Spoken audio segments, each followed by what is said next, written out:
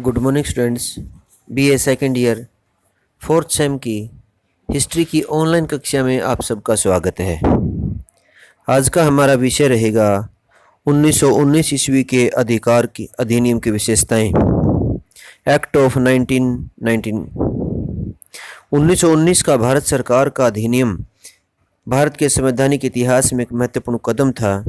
यह 20 अगस्त 1917 ईस्वी की मॉन्टेग्यू की घोषणा को कार्य रूप देने की दिशा में पहला कदम था। इसने बहुत महत्वपूर्ण परिवर्तन किए। इसने भारत में प्रतिनिधियात्मक संस्थाओं का विकास हुआ। अधिनियम की मुख्य धाराएं इस प्रकार हैं। सबसे पहले इसकी प्रस्तावना।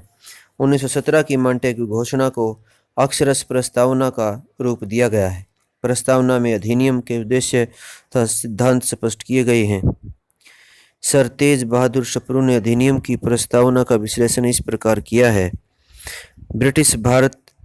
भारत ब्रिटिश साम्राज्य का अभिन्न अंग रहेगा। दूसरा, प्रशासन में भारतीयों का सहयोग बढ़ाया जाएगा। तीसरा, स्वशासन की संस्थाओं का विकास किया जाएगा। उसके बाद भारत में ब्रिटिश नीति का लक्ष्य उत्तरदायी शासन की स्थापना होगा। उत्तरदायी शासन तथा स्वशासन संस्थाओं का धीरे धीरे तथा क्रमिक ढंग से विकास किया जाएगा। कब कितनी प्रगति हुई है, इस बात का निर्णय ब्रिटिश संसद के हाथों में ही रहेगा। इन बातों के अतिरिक्त प्रस्तावना में प्रांतों में स्वशासन की संस्थाओं के क्रमिक विकास के साथ साथ आंशिक उत्तरदायित्व की स्थापना करने तथा यथासंभव प्रांतीय मामलों में प्रांतीय सरकारों को केंद्रीय नियंत्रण से मुक्त करने के प्रयास करने का भी वर्णन था। गृह सरकार से संबंधित धाराएं थी। 1919 के अधिनियम से भारत के शासन को दो भागों में बांट दिया गया। एक भाग इंग्लैंड से कार्य करता था। इसे गृह सरकार के नाम से जाना जाता था। गृह सरकार के 5 अंग थे: सम्राट, मंत्रिमंडल, संसद, भारत सचिव तथा इंडिया काउंसिल। इसमें भारत सचिव तथा इंडिया काउंसिल सबसे महत्वपूर्ण भाग थे। भारत सचिव का वेतन भारत के राजकोष से दिया जाता था, जिसके विरुद्ध भारतीयों ने आवाज उठाई। अतः इस अधिनियम के द्वारा भारत सचिव का वेतन इंग्लैंड से दिए जाने की व्यवस्था की गई और भारत सचिव का नियंत्रण पहले की तुलना में अब कम कर दिया गया था। ब्रिटिश साम्राज्य के हितों की रक्षा, प्रांतों द्वारा न सुलझाए जा सकने वाले प्रश्नों का निर्णय, गवर्नर जनरल व उसकी परिषद के कार्यों की देखभाल, केंद्रीय विषयों के शासनों की देखभाल और भारतीय हाई कमिश्नर, भारतीय नौकरियों और अपने ऋण लेने के अधिकारों की रक्षा करना। दूसरा था इंडिया काउंसिल। इस अधिनियम के द्वारा भारत सचिव और अवर सचिव, अंडर सेक्रेटरी तथा उसके विभाग का सारा खर्च इंग्लैंड के राजकोष से देने का प्रावधान किया गया। अधिनियम के द्वारा इंडिया काउंसिल के सदस्यों की संख्या 8 से 12 निश्चित कर दी गई थी।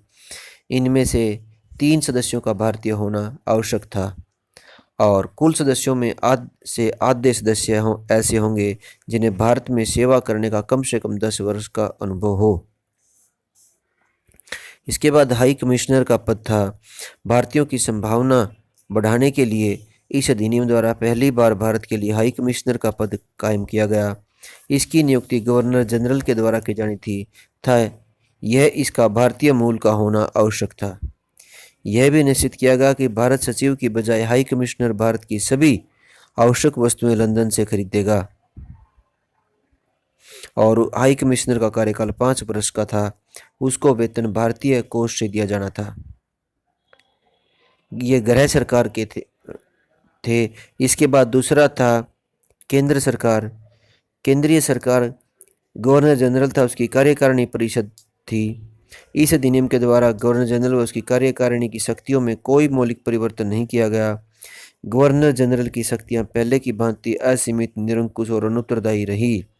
गवर्नर जनरल की कार्यकारिणी का अध्यक्ष गवर्नर जनरल होता था और इस नाते वह भारतीय प्रशासन का सबसे बड़ा प्रशासनिक अधिकारी था। उसकी नियुक्ति ब्रिटिश प्रधानमंत्री की सिफारिश पर ब्रिटिश सम्राट के द्वारा 5 वर्ष के लिए की जाती थी। उसका वेतन 2,57,000 रुपये वार्षिक 1,000 रुपये और वार्षिक भत्ते थे 1,72,000 रुपये। उसे सरकारी आवास स्थान भी दिया जाता था और कार्यपालिका से संबंधित सर्वोच्च शक्तियां गवर्नर जनरल व उसकी कार्यकारिणी परिषद के पास ही थी। सम्राट के प्रतिनिधि के रूप में गवर्नर जनरल की शक्तियों का अध्ययन हम तीन बातों से ले सकते हैं। पहला था, वो सम्राट के प्रतिनिधि के रूप में था, उसे न्याय, दया, अनुग्रह की अनेक शक्तियां प्राप्त थी। दूसरा, गृह सरकार के प्रतिनिधि के रूप में भी गवर्नर जनरल को अंग्रेजी मंत्रिमंडल की नीतियों को लागू करने की शक्तियां प्राप्त थी। तीसरा, भारतीय शासन के अध्यक्ष के रूप में गवर्नर जनरल का पद महत्वपूर्ण था, उसके पास असीम शक्तियां थी। उसकी शक्तियां इस प्रकार से थी। पहली कार्यकारिणी शक्ति थी। कार्यकारिणी परिषद के अध्यक्ष के रूप में गवर्नर जनरल को अनेक शक्तियां प्राप्त थी। वह कार्यकारिणी परिषद के उप प्रधान, सचिव, उप गवर्नरों एवं राज्य परिषद के प्रधान की नियुक्ति करता था। देश में शांति एवं व्यवस्था बनाए रखने का उत्तरदायित्व उसी का था।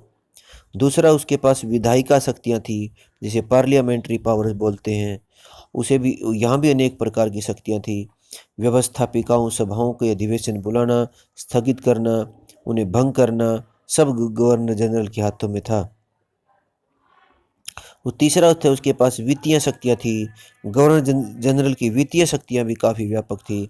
वह केंद्रीय बजट का निर्माण करता था तथा बजट उसकी अनुमति से ही राज्य परिषद तथा व्यवस्थापिका में रखा जाता था और वह बजट की बहुत बड़ी राशि लगभग 80% को व्यवस्थापिका से पास हुए बिना ही स्वेच्छा से खर्च कर सकता था।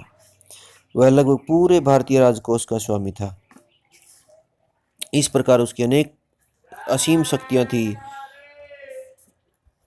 अब केंद्रीय विधानमंडल का पुनर्गठन हुआ। 1919 के अधिनियम के द्वारा केंद्रीय व्यवस्थापिका सभा में अनेक परिवर्तन किए। भारत में पहली बार द्विसदनात्मक विधानमंडल की स्थापना की गई और इसमें निर्वाचित सदस्यों का बहुमत रखा गया। केंद्रीय विधानमंडल के कुल सदस्यों की संख्या 205 थी, जिनमें से 145 था राज्य परिषद के 60 सदस्य थे। तो राज्य परिषद केंद्रीय व्यवस्थापिका का उच्च सदन था। इसकी रचना, कार्य, अवधि का वर्णन इस प्रकार से है। रचना थी 1919 अधिनियम के अनुसार इस सदन की संख्या 60 कर दी गई।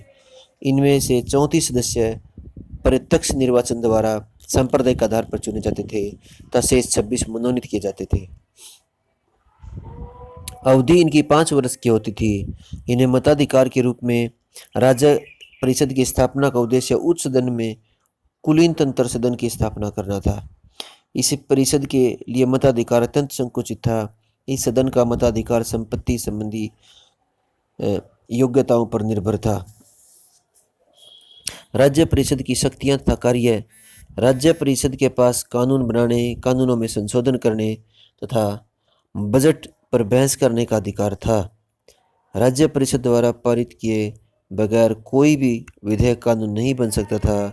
बजट राज्यसभा व विधानसभा में एक ही दिन रखा जाता था। धन विधेयक पहले विधानसभा में पारित किए जाते थे, तत्पश्चात इन्हें राज्यसभा में रखा जाता था। इसके बाद विधानसभा थी। विधानसभा केंद्रीय व्यवस्थापिका का निम्न सदन था। इसकी सदस्य संख्या 145 थी। इसमें विधानसभा के 145 सदस्यों में से 104 सदस्य निर्वाचित, 41 गवर्नर जनरल द्वारा मनोनीत होते थे और इसकी अवधि 3 वर्ष की थी।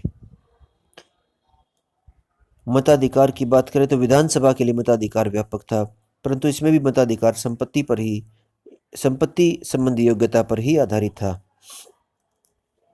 विधानसभा का अध्यक्ष प्रथम 4 वर्षों के लिए तो गवर्नर जनरल द्वारा मनोनीत होना निश्चित होता था। उसके बाद वह विधानसभा द्वारा निर्वाचित होता था। विधानसभा की शक्तियां एवं कार्य। 1919 के अधिनियम के द्वारा केंद्रीय विधानसभा की शक्तियों में वृद्धि की गई।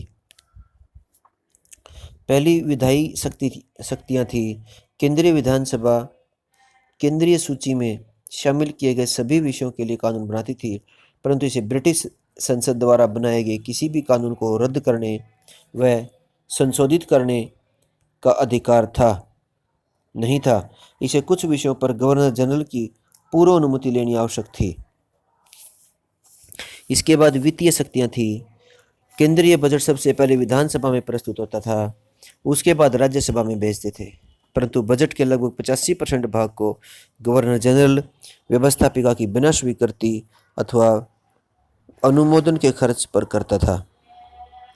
कार्यकारिणी को प्रभावित करने का अधिकार था। वह कार्यकारिणी के सदस्यों से प्रश्न पूछ सकती थी, सरकार की नीतियों की आलोचना कर सकती थी आदि। केंद्र तथा प्रांतों में विषयों का बंटवारा किया गया।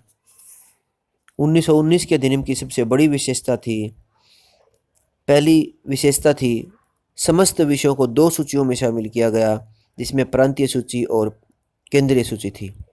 केंद्रीय सूची में वो विषय समस्त भारत के हित में थे अथवा जिनमें एक से अधिक प्रांतों के हितों की प्रधानता थी, उन्हें केंद्रीय सूची में रखा गया। इसमें 47 विषय थे, जैसे रक्षा, विदेश, देशी रियासत, सार्वजनिक ऋण, शुल्क, चुंगी, रेल, डाक, तार, सिक्के, नोट, फौजदारी, दीवानी, कानून, रुई पर उत्पादन एवं बड़े बंदरगाह आदि, चर्च आदि से संबंधित सभी धार्मिक व्याख्या, अखिल भारतीय नौकरियां, वैज्ञानिक औद्योगिक अनुसंधान की केंद्रीय संस्थाएं सभी प्रमुख थी। प्रांतीय सूची में प्रांतों संबंधी विषयों को रखा गया, जिनमें 50 विषय थे। स्थानीय स्वशासन, सार्वजनिक स्वास्थ्य, चिकित्सा, शिक्षा, सार्वजनिक निर्माण, कृषि एवं सिंचाई, भूमि कर प्रबंध, अकाल सहायता, पुलिस, जेल, न्याय, वन, सहकारी संस्थाएं, कानून एवं व्यवस्था आदि, ये सभी प्रांतीय सूची में रखे गए। प्रांतीय शासन व्यवस्था की बात करें तो 1919 में प्रांतों में उत्तरदायी सरकार की स्थापना के अंतर्गत द्वैध शासन प्रणाली लागू की गई। द्वैध शासन प्रणाली अंग्रेजी भाषा के डायरकी का पर्यायवाची शब्द है, जिसका अर्थ है दोहरे शासन से है। इस प्रणाली के अंतर्गत पहली बार प्रांतीय विषयों को 2 भागों में बांट दिया, रक्षित विषय और हस्तांतरित विषय। उन विषयों को हस्तांतरित विषय कहा गया जिनके भारतीयों को देने से अंग्रेजी सरकार को कोई हानि नहीं होती थी। इनके शासन का उत्तरदायित्व भारतीय मंत्रियों को सौंप दिया गया। ये मंत्री प्रांतीय परिषद के प्रति उत्तरदायी थे। इन विषयों पर विधान परिषद का कोई नियंत्रण नहीं था। यदि कोई विवाद होता था तो उसमें गवर्नर का निर्णय अंतिम माना जाता था। दूसरा था रक्षित विषय। वो विषय थे उन सूची में रखा गया, ये थे भूमि कर, अकाल सहायता, न्याय, खनिज संसाधन, पुलिस, समाचार पत्र, पुस्तकों व छापे खानों आदि का नियंत्रण था। प्रांतीय वित्त, देश की एकता अखंडता को सुरक्षित रखना, वर्गों, श्रेणियों व जाति हितों की सुरक्षा आदि, इनमें 28 विषय थे। हस्तांतरित विषय 22 थे, जैसे स्थानीय स्वशासन, सार्वजनिक स्वास्थ्य, सफाई, सार्वजनिक कार्य, कृषि, सहकारी समिति, मछली उद्योग धंधे आदि। द्वैध शासन का क्रियान्वयन था। द्वैध शासन प्रणाली 1 अप्रैल 1921 से देश के 8 प्रांतों बंगाल, बिहार, पंजाब, संयुक्त राष्ट्र, मध्य प्रांत, मुंबई, चेन्नई, उत्तर पश्चिमी सीमा प्रांत में लागू की गई। लेकिन ये सफल नहीं हो सकी क्योंकि इससे भारतीय खुश नहीं हुए। इसके कारण थे सैद्धांतिक दृष्टि से दोषपूर्ण। ये सैद्धांतिक दृष्टि से दोषपूर्ण थी। इस प्रणाली द्वारा प्रांतों में आंशिक उत्तरदायी सरकार की स्थापना की गई। भारतीय मंत्रियों को साधारणाधिकार दिए गए, परंतु वास्तविक शक्ति अंग्रेजों ने अपने हाथों में रखी। दूसरा, विषयों का अव्यावहारिक विभाजन। अधिनियम द्वारा जो प्रांतीय विषयों का विभाजन किया, जो रक्षित और हस्तांतरित विषय में बांटे गए, वो व्यवहारिक नहीं था। हस्तांतरित विषयों के लिए उत्तरदायी मंत्रियों का किसी भी विभाग पर पूर्ण नियंत्रण नहीं था, जैसे कृषि एवं सिंचाई का अभिन्न अंग है, परंतु कृषि को हस्तांतरित विषय में रखा गया था, सिंचाई को रक्षित विषय में, इसलिए वो व्यवहारिक नहीं थे। गवर्नर को विशेषाधिकार थे। संयुक्त विचार विमर्श का भाव था। प्रांतीय सरकार के दोनों भागों रक्षित व हस्तांतरित में संयुक्त विचार विमर्श हो, ताकि मंत्रियों द्वारा गवर्नर की कार्यकारिणी को जनिच्छाओं का पता लग सके, लेकिन ऐसा नहीं होता था। मंत्रियों की गवर्नर पर निर्भरता थी। वित्तीय कठिनाइयाँ थी, क्योंकि वित्त केवल गवर्नर की इच्छा पर था, उनके पास कोई फंड नहीं होते थे। विधान परिषद की दोषपूर्ण रचना थी। लगभग 30% सदस्य सरकारी अधिकारी या सरकार द्वारा गैर सरकारी सदस्य थे, जो अक्सर गवर्नर के आदेश पर ही कार्य करते थे। मतदान का अधिकार भी दोषपूर्ण था। मंत्री तथा गैर सैनिक अधिकारी भी नियुक्त किए जाते थे और ये अधिकारी ही शासन के विषयों की नीति निश्चित करते थे। वे मंत्रियों को प्रशासनिक कार्यों में सहयोग करने की बजाय उनके कार्यों में बाधा पैदा करते थे। और भी कई कारण थे जिनके कारण वो परिस्थिति सफल नहीं हो सकी, और द्वैध शासन की कुछ असफलताएं भी थी जो अपने मूल उद्देश्य करने में कुछ सफलताएं थी जो इस प्रकार हैं। द्वैध शासन योजना से भारतीय मंत्रियों को स्वशासन का प्रशिक्षण मिला। भारतीय मंत्रियों तथा जनता को स्वशासन के प्रति अंग्रेजी सरकार के रवैये के बारे में जानकारी प्राप्त हुई। इस व्यवस्था ने धीरे धीरे आंशिक उत्तरदायित्व के साथ साथ सार्वजनिक सेवाओं में भी भारतीय जनता की भागीदारी को बढ़ाया। इस व्यवस्था में पहली बार बड़ी संख्या में भारतीयों को मताधिकार मिला। बड़े पैमाने पर चुनाव हुए। शिक्षा एवं स्थानीय स्वशासन के संबंध में उल्लेखनीय काम हुआ। तो कुछ इसके लाभ भी थे जो इस प्रकार थे।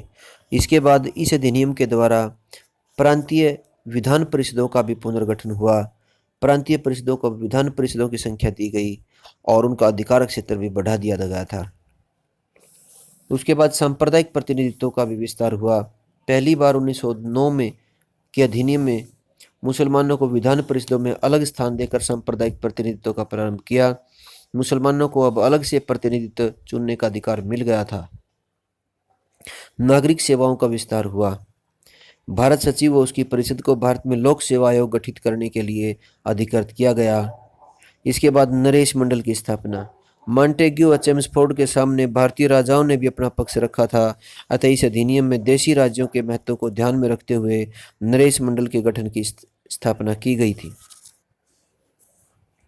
1909 के अधिनियम का मूल्यांकन की बात करें तो इसका जो महत्व है वो इस प्रकार से है। इस अधिनियम के द्वारा केंद्र में 2 सदनों वाले सदन की स्थापना की गई, जिससे आगे चलकर संवैधानिक विकास का मार्ग प्रशस्त हुआ। तब भारत में संघात्मक गणतंत्र स्थापित हुआ।